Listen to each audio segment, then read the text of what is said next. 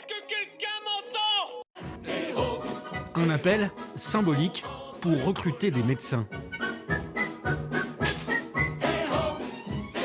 Une vidéo réalisée par des personnels de l'hôpital de La Rochefoucauld, administratifs ou encore soignants. Ils ont tout fait de A à Z, à commencer par l'écriture du scénario, le travail d'Aurélie, ergothérapeute dans la vraie vie. Une histoire qui a comme accroche le château, situé juste en face de l'établissement. On a des médecins qui sont en train de préparer un breuvage à l'époque du château et qu'il y a une petite erreur dans la recette et qu'un des médecins se retrouve parachuté ici à l'hôpital.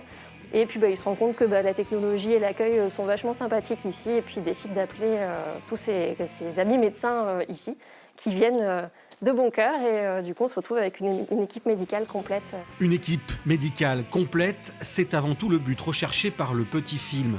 Il manque 3 médecins à plein temps, des postes indispensables pour une bonne prise en charge des patients.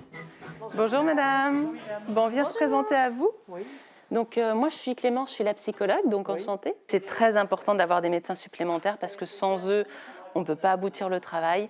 Chacun est important, chaque professionnel est important et particulièrement les médecins dans leur spécificité. Ici, c'est chaleureux, qu'on a envie de faire venir du monde, qu'on a envie d'être dynamique, qu'on a envie aussi d'accueillir et qu'on est prêt à s'adapter aussi à la personne et à toutes les personnes qui viendront nous rejoindre.